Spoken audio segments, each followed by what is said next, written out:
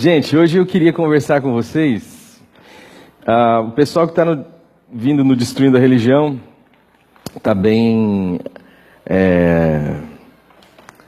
vamos dizer assim, acostumada com um texto que eu vou usar nessa manhã.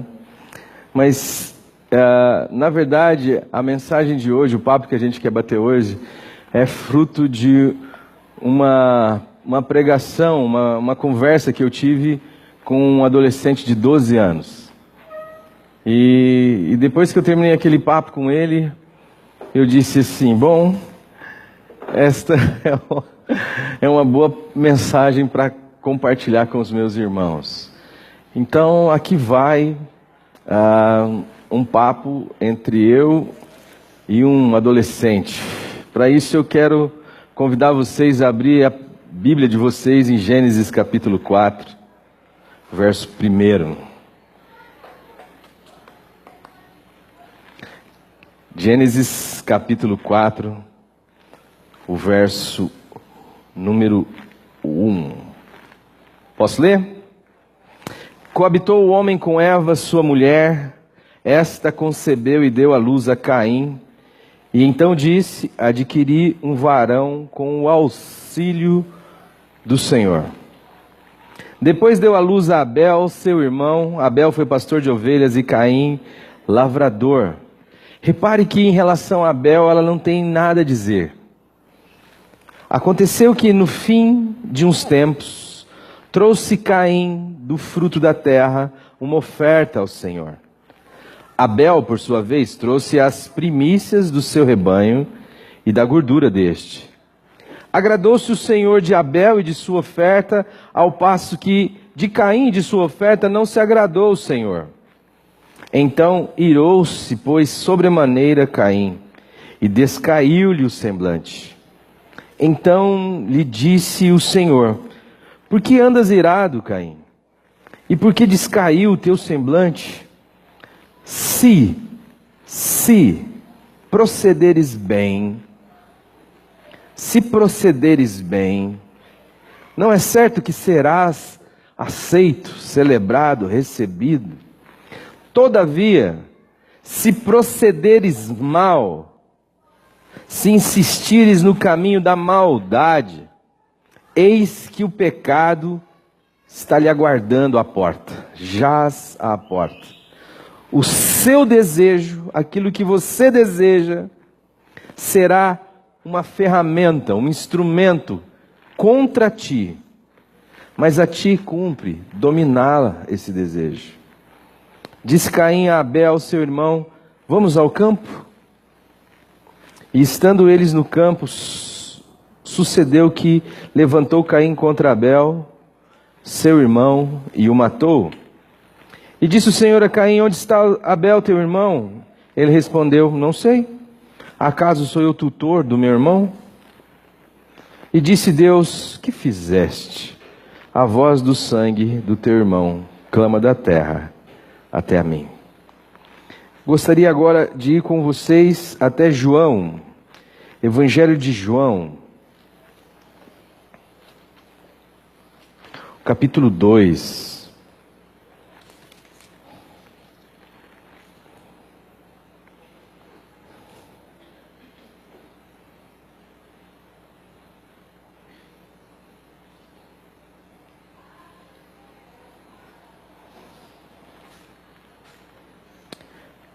Vou ler a partir do versículo 13.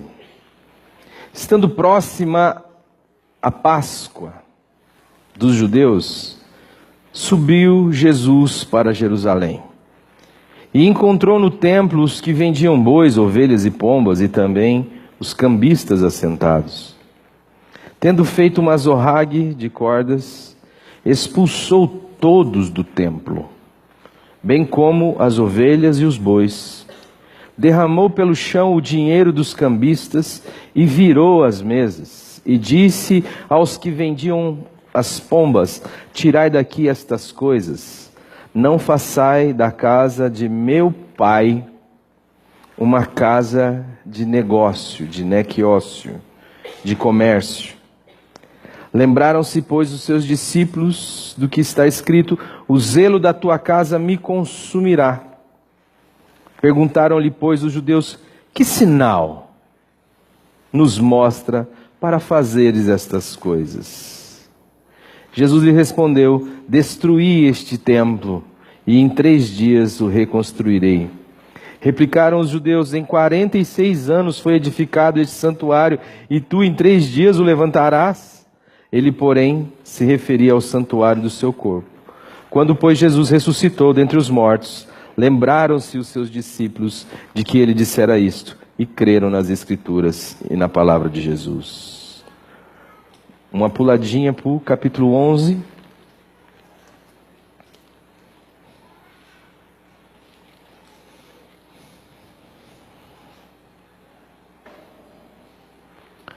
Verso 47.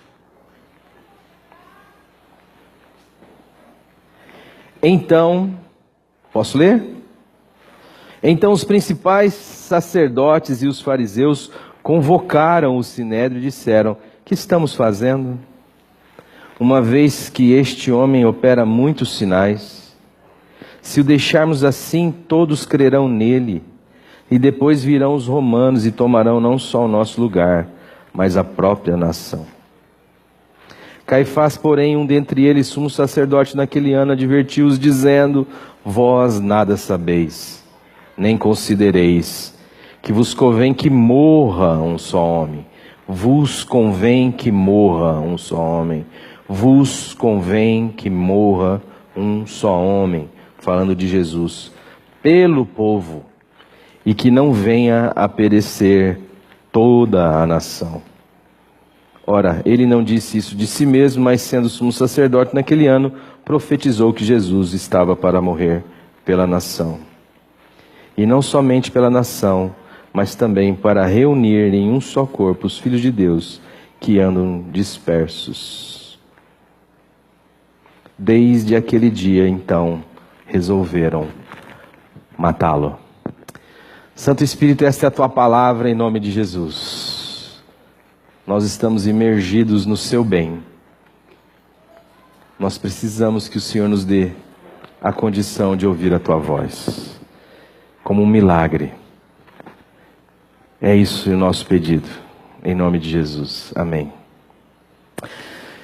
Esse texto do capítulo 4 de Gênesis é um texto que eu tenho trabalhado muito durante esse tempo todo. Sei lá, trabalhei uns 4 meses, ele ou mais, no Destruindo a Religião. E ele carrega uma estrutura que tem uma relação histórica. O que isso significa? Significa que está no chão da história, está no chão dos acontecimentos da vida. Fala de personagens que de fato pisaram o chão deste planeta Terra e que viveram então esses dilemas e essas circunstâncias ali narradas. Mas ela também se manifesta de uma forma arquetípica, ou seja, isto fala também de mim e fala de você. E a grande questão para a gente, quando vai às Escrituras, é olhá-la com um discernimento espiritual. É pedir a Deus a condição de discernir os espíritos e de ver que tipo de espírito está regendo aquela estrutura.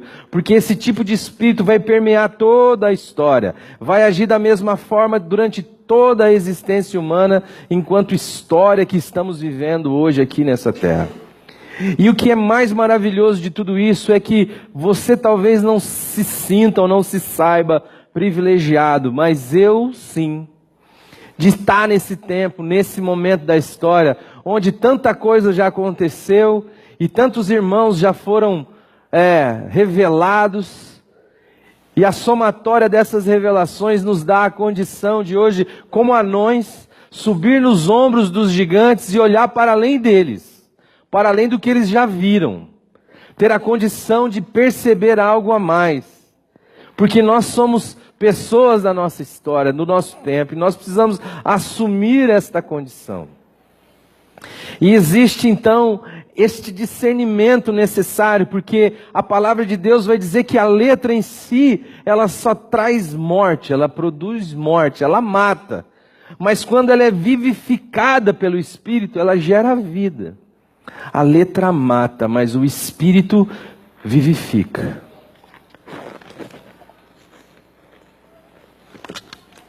Portanto, Todas as vezes que nós vamos às Escrituras, o nosso olhar tem que ser este olhar, o olhar de discernimento, não um olhar que se satisfaz com aquilo que salta aos olhos, com aquilo que é visível, com aquilo que é óbvio, mas com aquilo que carrega em si um cerne, um espírito. Porque senão a gente é facilmente conduzido por argumentos teóricos, por argumentos de eloquência e de uma lógica pueril e rasa. A gente precisa sempre discernir o Espírito. E existe um Espírito aqui atuando nessa porção das Escrituras, e a gente já falou muito dele, representado, epitomizado por Caim e Abel. Mas não só por Caim e Abel, por todo esse discurso que está sendo narrado, desde as concepções, as escolhas das profissões, tudo isso está manifestando um espírito que atuava naquele momento e atuava até hoje. E atuou nos tempos de Jesus. E atua hoje, e eu vou tentar falar como. E que espírito é esse? O espírito primeiro que salta aos olhos é que depois que há o relacionamento, o encontro, a vida se manifestando entre Adão e Eva, e ela acaba concebendo, gerando alguém no seu ventre, ela efusivamente manifesta uma fala que carrega em si o cerne daquilo que está no seu coração. E ela diz assim: adquiri um varão com o auxílio do Senhor. E este é todo o espírito que permeia a estrutura religiosa. Na estrutura religiosa, Deus, ele é necessário. E nós não temos nenhum problema de reconhecer o seu senhorio. Mas este Senhor nada mais é do que uma bajulação, mais uma das nossas artimanhas no sentido de fazer com que Ele faça a minha vontade. Deus é alguém de quem eu dependo, porque Ele tem algo, ou tem o poder de trazer algo, ou de fazer algo na minha vida que eu desejo. E talvez esse fosse o desejo dela: gerar um varão, gerar um homem. E quando ela se percebe grávida, gerando um homem, e quando nasce a criança, fala: adquiri um varão com o auxílio do Senhor. Deus é este fornecedor, quem adquire sou eu. A palavra ali é a aquisição, é a ideia de um contrapeso, de um negócio. Deus pode me dar um filho, desde que eu forneça a ele algo. Deus pode fazer algo por mim, desde que eu faça algo para chamar a sua atenção, desde que eu consiga fazer algo extraordinário para que Ele de fato me conceda aquilo que só Ele pode me dar, mediante algo que eu posso dar a Ele em contraposição, ou de contrapeso, ou dentro de um negócio. Mas a palavra de Deus vai dizer que Deus não pode ser servido por mãos humanas. Mas esse é todo o espírito da religião. É uma estrutura de negócio, de comércio. É uma estrutura de barganha. Deus é alguém de quem eu preciso estar bem, eu preciso ter acesso, porque eu preciso de muitas coisas na minha vida que sozinho eu talvez não tenha condições de adquirir, porque envolve outras vontades. Então, às vezes eu desejo um cargo na minha empresa de promoção, mas outras pessoas também desejam este mesmo cargo. Mas o que fazer? Se eu sou crente, então eu vou jejuar para que esse cargo venha para mim. Se eu sou crente, eu vou entrar numa campanha, eu vou pedir para os irmãos orarem, porque eu quero que esse cargo venha para mim. E quando esse cargo vem, então eu vou na igreja e eu preciso testemunhar dessa bênção, até para afirmar minha condição nesse cargo. Então eu vou lá e agradeço e digo aos irmãos: irmãos, tinha 15 pessoas lutando por essa vaga, mas eu jejuei, eu orei, eu fiz campanha, eu falei com os irmãos e o cargo veio para mim. Em detrimento da decepção de outros 14, que não jejuaram como eu jejuei, que não fizeram o que eu fiz, que não foram devotos como eu, não adquiriram com o auxílio do Senhor esta vaga, mas eu adquiri graças a Deus sem saber que Deus sou eu.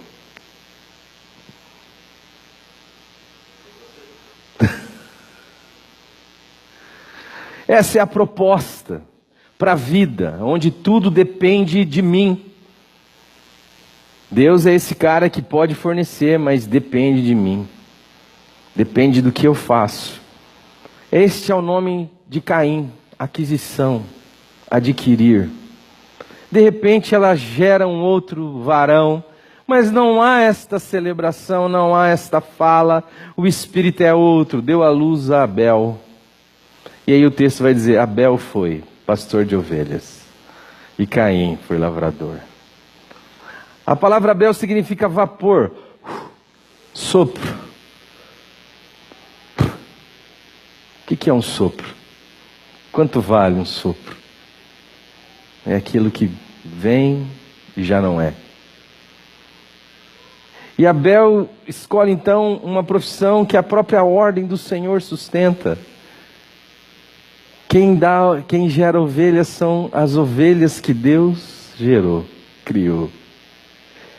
O que está em volta é um cenário pós-paradisíaco, é terra, grama, mato com fartura.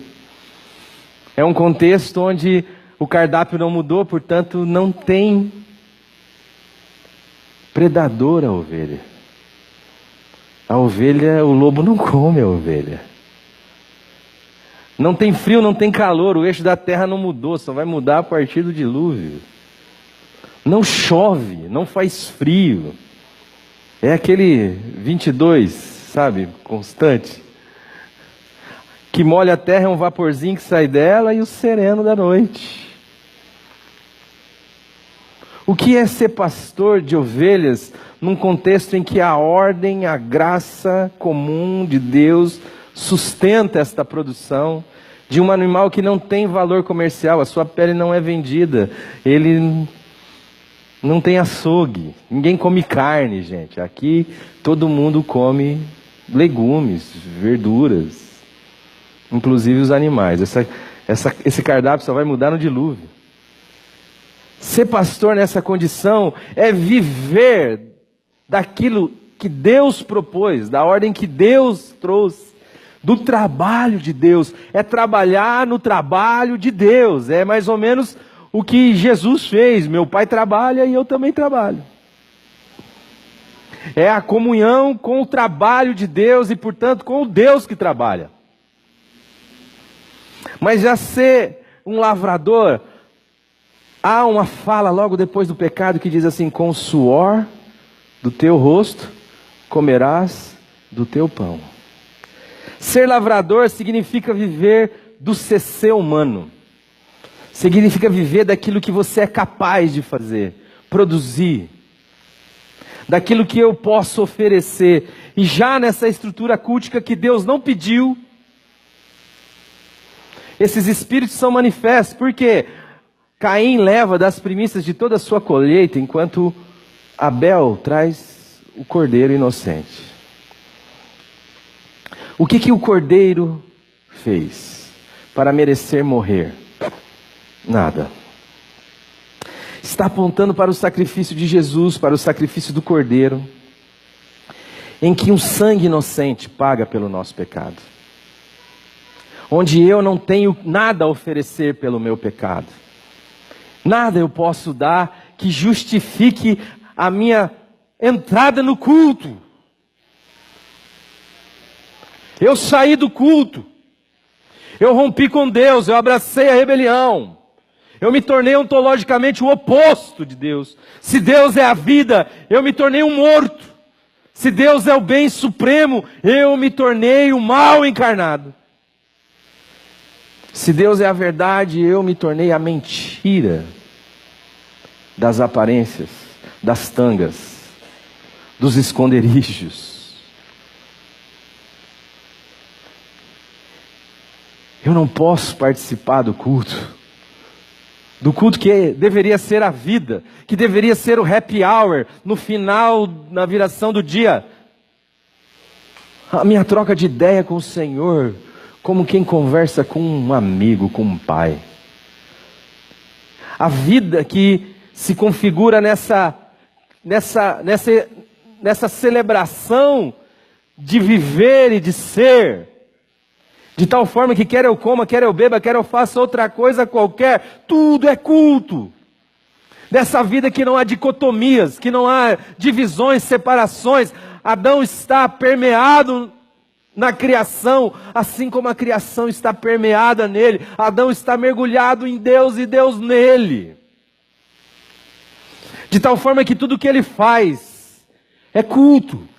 Ele não sai do culto. A vida é o culto. Quer eu coma, quer eu beba, quer eu faça qualquer outra coisa. E a primeira coisa que acontece quando Adão come do fruto do conhecimento do bem e do mal é este rompimento. Ele está em desarmonia com o cosmos. Ele começa a olhar para si. É um olhar para mim mesmo. É um olhar que busca as minhas vontades, os meus interesses, os meus desejos. E nisso eu sou capaz de me tornar até um fiel, para que a minha vontade, o meu desejo seja realizado, para que eu consiga manipular a divindade através dos meus ritos, dos meus dogmas, das minhas crenças, das minhas oferendas, dos meus sacrifícios. Mas, olhando para mim, e olhando para si, ele se viu nu. Você sempre esteve nu, Adão. Por que você não percebeu isso antes? Porque antes há uma harmonia. Eu olho para fora de mim e o pecado me faz olhar só para mim. Isto revela a intenção de Caim. Caim é esse cara que quer chamar a atenção de Deus. E Deus não pode tolerar uma realidade dessa. Porque isso é um engano, é um engodo. Porque isso é a religião. E aí, Deus, como um pai de amor, não concorda com o erro. Eu conversando com meu filho uma vez que ele matou aula, eu falei para ele assim: filho, eu não sou seu amigo, eu não estou na fase de ser seu amigo. Vai ser um dia que eu vou ser. Seus amigos são os caras que você mata a aula e conta para eles, eles acham isso o máximo. Eu sou o cara que infelizmente vou ter que me opor a essa realidade. Para o seu bem. Porque eu te amo. E Deus se opõe em amor a Caim. E rejeita Caim. E rejeita este espírito que faz de Deus um mascate, um barganhador. Que tem esse chão, na verdade, em Satanás. Porque lá em Ezequiel 28 vai dizer que pela extensão do comércio dele se corrompeu o coração de Lúcifer. Comércio, relação de negócio. Deus então rejeita Caim e a sua oferta, ao passo que Abel e a sua oferta, por esta representar o espírito que aponta para o sangue inocente que vem pagar pelos nossos pecados e nos dá a liberdade de entrar no culto e ser aceito, de entrar na presença de Deus, mediado pelo sacrifício de um inocente. No caso de Jesus, eis o Cordeiro de Deus que tira o pecado do mundo. Ele recebe. O que acontece? O espírito da religião, ele é sisudo. O espírito da religião, ele é amargurado. Ele é cheio de direitos. Haja visto o filho que fica na parábola de Lucas 15, versos 11 em diante, do filho pródigo, mas o pródigo ali é o pai.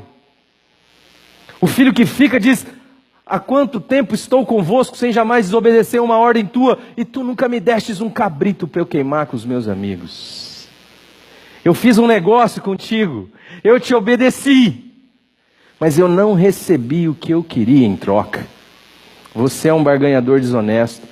E aí não celebra, não entra na festa, não se alegra com o irmão que estava morto e reviveu, estava perdido e foi achado. Antes vê em tudo que fez de certo algo que lhe transforma numa pessoa errada. Antes vê na sua obediência um motivo para a sua ira, para a sua amargura, para o seu desamor, para manter dentro de si um espírito assassino,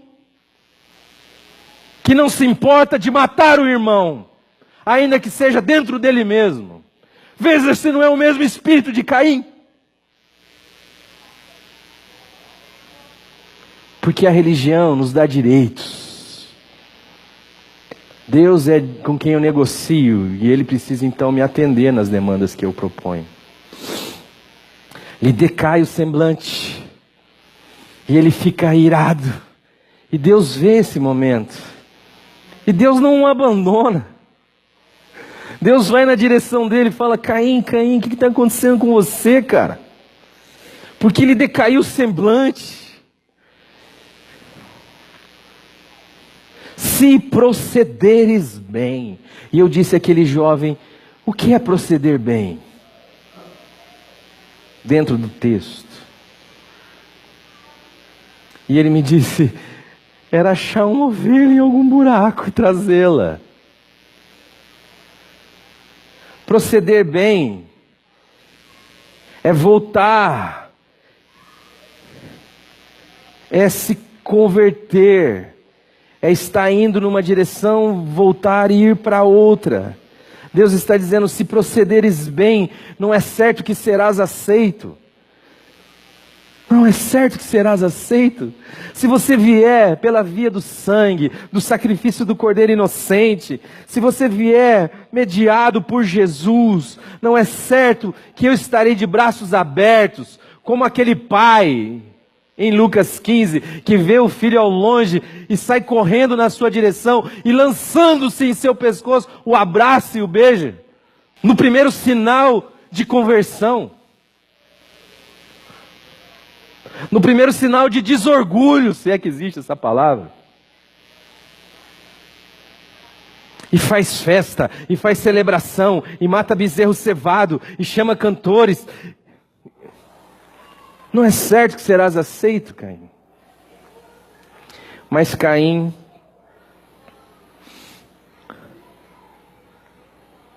não dá razão a Deus. E este é um grande problema da nossa religiosidade. O orgulho. Eu estou certo.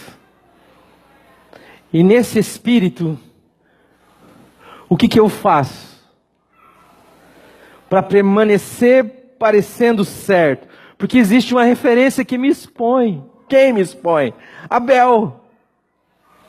Abel é o sinal de que eu estou errado.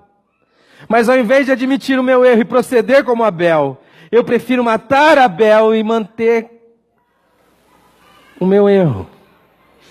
Me manter enquanto proposta para a vida. Vamos matar Abel. Ao invés de se converter ao caminho de Abel, que é a outra proposta em relação à minha, eu prefiro matar Abel e monopolizar a minha proposta. A ilusão é: se eu mato Abel, a minha tese reina. A tese em que eu sou alguém que tem o café no bule, que nem diz o ratinho, para negociar com Deus, é mantida.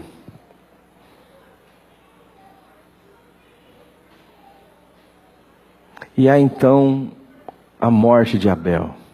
Há o convite sorrateiro, há o convite que a princípio deve ter sido um convite legal. Mano, vamos dar uma volta ali no lago? Vamos tomar um açaí ali na beira do lago? Vamos. E depois a traição, o traiçoeiro mata o irmão. E o Senhor chega e fala: mano, cadê o teu irmão? E ele diz assim: acaso sou eu o cuidador do teu irmão? Você vai reparar uma coisa: na religião você é importante enquanto você está suportando ela.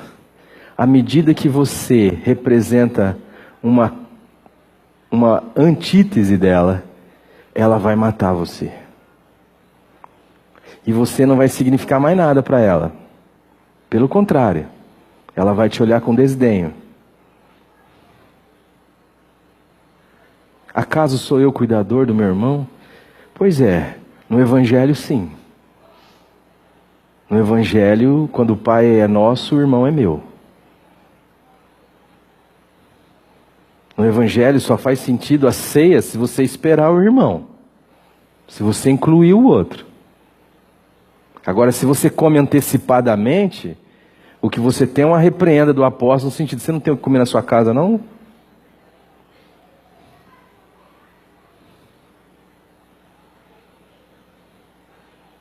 Quem come e bebe sem discernir o corpo, o outro, sem olhar para o lado, come e bebe condenação. E aí, o que você deseja, sabe, aquela promoção que você deseja, aquele casamento, aquela cura, o seu desejo acaba sendo contra ti. Ao invés de representar um benefício, representa essencialmente um mal. Mas a ti cumpre dominá-lo. Olhar com clareza para dentro de si e falar: Deus, tem misericórdia de mim, eu estou errado. Eu preciso do Senhor. E aí, isto permeia um espírito que vai adiantando em relação à história. Até que isso chega diante de Jesus, ou nos templos de Jesus. E Jesus chega no templo, e o templo é essencialmente a conclusão definitiva sobre Deus para aquela época.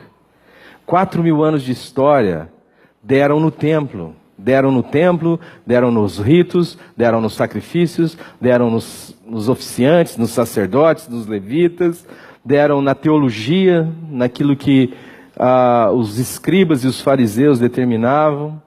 Aquilo era o máximo de Deus que você poderia se apresentar.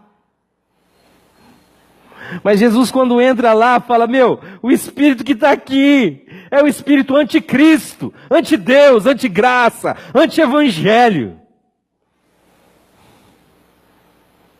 Vocês transformaram a casa do meu pai num covil de ladrões, num lugar de barganhas comerciais, de negócios com almas. E eu estou consumido. É a única vez que nós vemos, talvez, se alguém viu em outro momento, me fale, uma atitude de Jesus que beira a loucura. Talvez não num destempero incontrolável, porque o cara tem que ter a pachorra de trançar o azorrague, isso demora um tempo, o cara vai maquinando aquilo, né? Filha das mães, quando eu terminar esse chicote aqui, rapaz, eu quero sentar no lombo desses devia ter um monte de pi nos pensamentos de Jesus, mas ele não pode falar isso. Pá, na hora que ele termina, ele sai dando lambada, pá, pá, mete o pé nos dinheiros, pô, derruba as mesas, cambada de vagabundo. E aí os caras olham e dizem assim: que sinais você faz para fazer esse tipo de coisa? Você está malucão, irmão? Você chegou agora no rolê, rapaz? Você é o filho do Zé, da Maria? Aí ele diz assim: derruba o templo. Isso é um desdém de Deus. Isso é dizer assim: vocês estão equivocados. Deus não aceitará esse culto, Deus não aceitará esse sacrifício, e nem vocês. Derruba o templo. Derruba. E em 3 dias, eu vou erigir a realidade que permanece. O templo sou eu. Eu vou morrer, mas eu vou ressuscitar. Eu sou a verdade sobre Deus. Eu sou a imagem exata do ser de Deus. Eu que ando com as putas e que digo que elas vão entrar primeiro do que vocês no reino dos céus. Eu que ando com Levi. Eu que toco em leproso. Eu que ando com pescador. Eu que vou para Samaria. Eu que abraço uma mulher de 6 maridos. Eu que estou diante de uma mulher pega em flagrante adultério e digo: tampouco eu te condeno. Vai, não fica, vai. Não seja aprisionada pelos seus erros, mas vai, caminha, anda. E não peques mais. Tenha uma outra direção para a sua vida. Eu sou a imagem exata do ser de Deus. Quem vê a mim, Felipe, vê ao Pai, porque eu e o Pai somos um. Esta sua conclusão deforma Deus, é o oposto de Deus, não revela Deus, porque Deus não é um barganhador, Deus não é o diabo, Deus é Pai. Deus quer se dar. Deus te ama. Deus quer te perdoar, e para isso providenciou o sacrifício de si. Porque não foi só o filho que morreu. Deus estava em Cristo, reconciliando consigo o mundo, não imputando aos homens os seus pecados, e nos deu o ministério da reconciliação. Sabe qual que é o seu ministério? Avisar a turma que no que depender de Deus, Ele tem paz com todos. E se você quiser e proceder bem, não é certo que qualquer um será aceito? Todo aquele que estiver diante de Jesus e se reconhecer como um flagrante, pode dizer: Deus, tem misericórdia de mim. Será recebido. Mas aí o que nós vemos? Estes caras que durante 4.000 anos de história concluíram errado sobre Deus, tinham a mesma possibilidade. Ou meter o machado no templo, ou matar o signo do nosso erro, o sinal do nosso fracasso. E aí nós vemos, no capítulo 11, verso 50 em diante, a instrução do sumo sacerdote: vós nada sabeis e nem entendeis que convém que morra um só homem, do que pereça toda a nação. Perceba, irmão, se não é o mesmo Espírito que está agindo em Caim. Ao invés de me arrepender, ao invés de permitir que a palavra de Deus encontre em mim, meu coração, eu fortaleço o meu orgulho como um faraó dos tempos modernos. Ou como um faraó daquele tempo de Jesus. Endureço o meu coração e resolvo de novo servir ao Espírito que atuava sobre a vida de Caim e matar Jesus. Você consegue perceber a ligação espiritual que existe entre uma história e a outra? Mas onde isso tange em relação a mim e a você?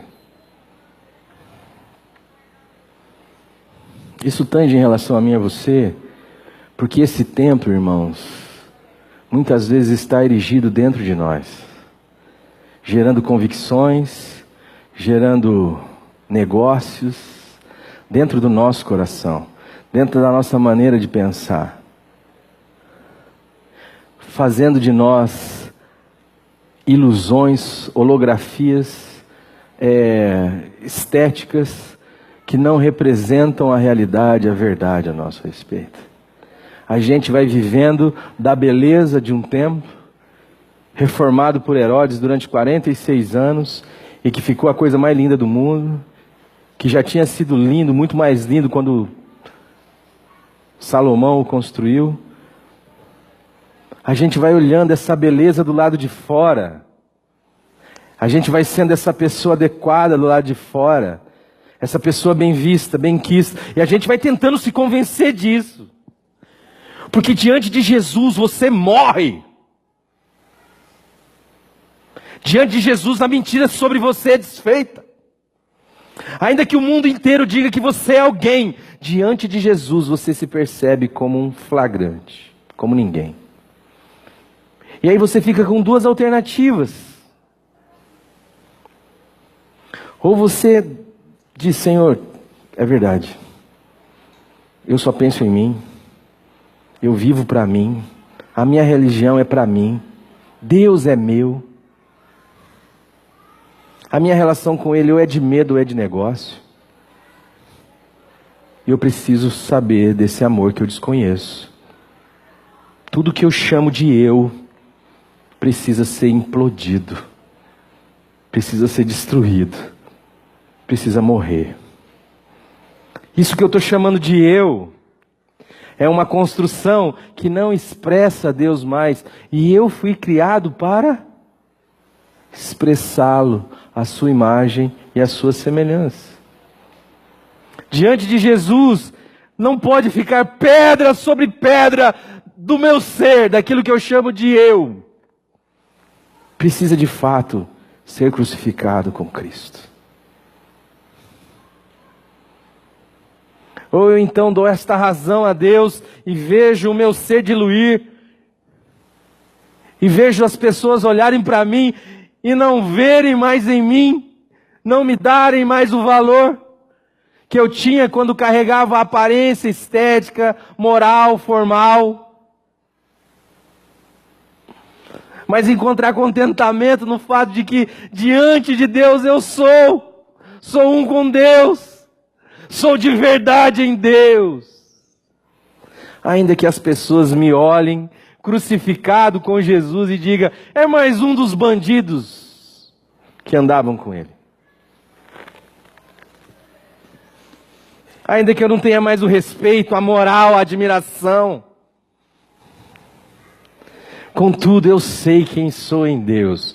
Filho de Deus, filha de Deus, herdeiro de Deus, co-herdeiro com Cristo Jesus. Há um espírito unitário com Deus. Agora o meu coração é capaz de amar não só a mim, mas o próximo como a mim mesmo.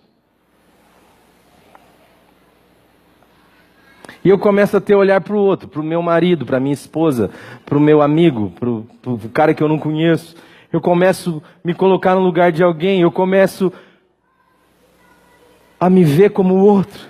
Eu não oro mais, Deus, graças te dou, porque eu não sou como os demais homens. Eu oro, Deus, tem misericórdia de mim, porque eu sou um pecador como todo mundo. E eu preciso da sua graça, da sua misericórdia como todo mundo. Ou então, eu assassino Jesus dentro de mim. Eu mantenho a estrutura do templo, a estrutura formal, aparente, bacana, onde eu sou admirado, respeitado, onde lá eu sou um sacerdote, eu sou um pastor, ou eu sou um levita, eu sou um cantor, ou eu sou alguém de bem. Eu assassino Jesus para mim, no chão da história. Abraço Jesus da religião, abraço a tese de Caim, para ser aceito entre os bons, para ser aceito entre os homens de bem. E assassino Jesus da minha vida, indo na igreja, cantando louvores, dizimando, ofertando, sendo moralmente coerente, correto, mas não abrindo mão de mim mesmo, não dando razão a Deus. Simplesmente mato o meu irmão, que é o signo do meu fracasso em expressar Deus, a sua imagem e a sua vontade. Esse é um dilema que está no chão da história para mim e para você. O que eu vou fazer com Jesus? Não existe vida cristã sem o Cristo crucificado. Porque Deus não lhe reforma. Quem lhe reforma é a religião. Deus põe um fim em você para te dar a eternidade.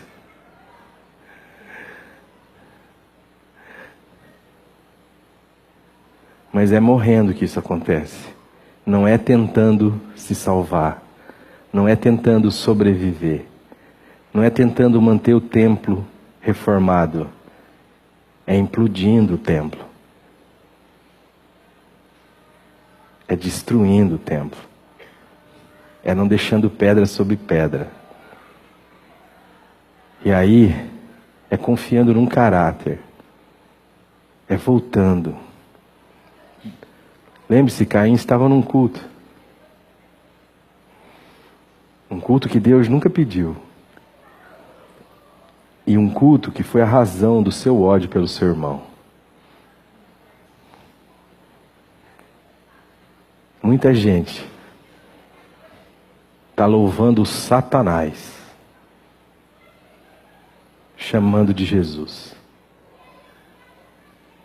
Muita gente aceita qualquer coisa estética, moral. Muita gente não vê problema nenhum em compridar a saia, desde que eu não precise dilatar o meu coração. Muita gente não vê problema nenhum em jejuar horas a fio, dias a fio, desde que seja para o meu bem. Muita gente não tem problema em subir uma escadaria inteira de joelhos, desde que ela permaneça no controle da sua própria vida e o desejo dela permaneça intacto. As pessoas têm problema em tirar a coroa da sua cabeça e depositar nos pés do Cordeiro, dizendo: tu tens razão.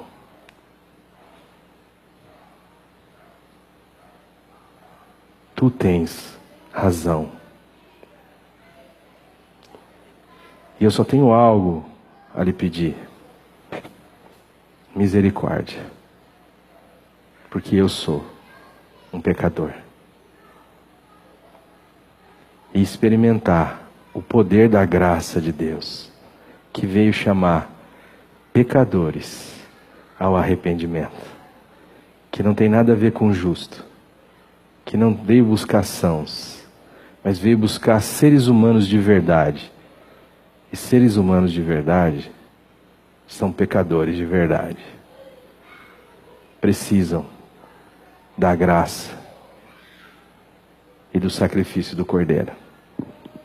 E só um Deus que ama e é Pai é capaz de providenciar isso para a gente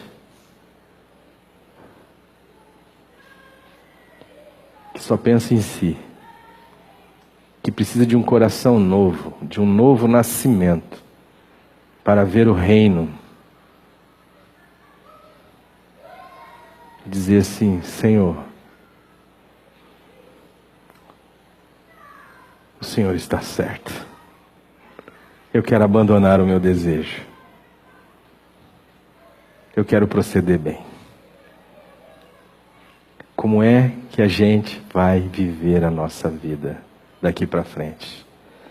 Porque, irmãos, você que está aqui nesta manhã e quem nos assiste em qualquer lugar do mundo, em qualquer momento da história, depois que ouviu o que você ouviu aqui de manhã, você está molestado para o resto da vida. Você nunca mais vai poder dizer: eu não sabia.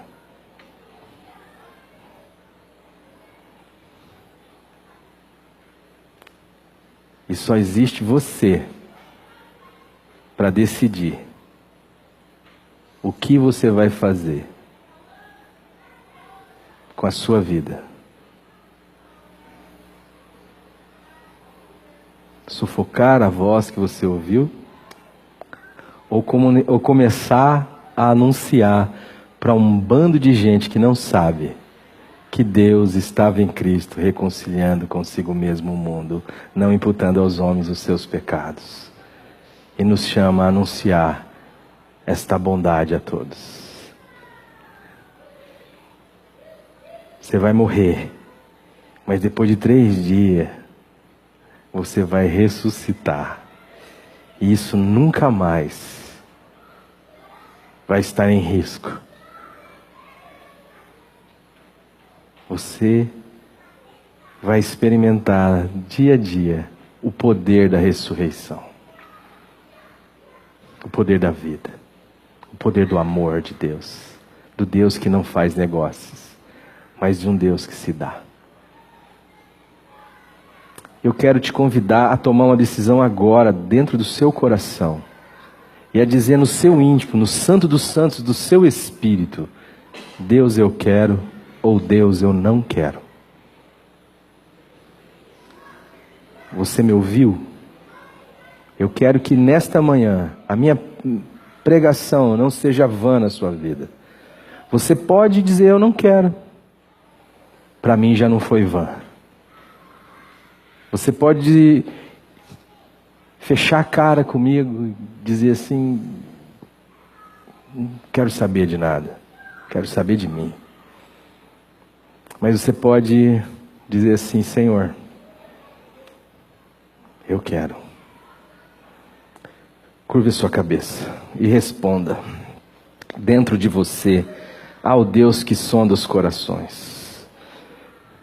Pai querido, aqui estou eu, aqui está os meus irmãos, e em nome do Senhor Jesus, a Tua palavra, ela é a espada de dois gumes, que penetra até o mais profundo do nosso ser, até juntas e medulas, até espírito, alma, corpo, e ela é capaz de trazer à tona o desejo, a intenção de cada coração. Mas ela é poderosa também para aqueles que confiam no Senhor, de gerar vida, arrependimento, fé, de gerar, Senhor, poder para testemunhar no chão da história de que Tu és um Deus e um Pai de amor e não um negociante desonesto. De que a Tua prova de amor estava naquela cruz onde Jesus, o Teu Filho, foi entregue por nós, para que nós não vivêssemos mais reféns do nosso desejo, de tal forma que aquilo que acontece, que é contrário à nossa vontade, causa em nós ira, um semblante descaído, uma falta de celebração e o desejo de cometer mais maldades para sustentar ou para que em determinado momento a nossa vontade possa ser feita de fato. E essa vontade acaba sendo prejudicial a nós mesmos, como o Senhor mesmo avisou. Mas Pai, a Tua palavra, ela é um martelo que esmiuça a penha. Não importa quão duro seja o nosso coração, nessa manhã nós estamos entregando em Tuas mãos. Dá-nos um novo coração, Senhor. Dá-nos uma nova vida, Senhor. Dá-nos a coragem de viver pela fé, confiando no Teu caráter. A cruz não nos parece um caminho seguro, mas nós não queremos olhar para o caminho ou para a via cruz, Senhor. Nós queremos olhar para o caminho que é Jesus. Nós queremos olhar para o Teu caráter expresso nele e abandonar as nossas vidas para que o Senhor a destrua e a faça de novo, como diz a Tua palavra, na figura do oleiro. Acaso não tem poder o oleiro sobre o barro? Senhor, quebra a nossa vida e faça de novo, como disse o louvor, o hino, em acordo com a Tua palavra. E dá-nos a celebração da ressurreição, a vida que pulsa e que pulsa no chão da história com sentido, com coragem, com fé e com alegria. Salva, Senhor, a nossa cidade. Ela não precisa de uma outra igreja, ela precisa do Teu evangelho. Ela precisa romper com o evangelho de Caim e abraçar o evangelho de Jesus, o Cristo, o irmão que morre, o sangue inocente, o Cordeiro. Faz isso para a glória do Teu nome e para o nosso bem e de toda a Tua igreja. É em nome de Jesus que nós oramos. Amém. Amém, meus irmãos.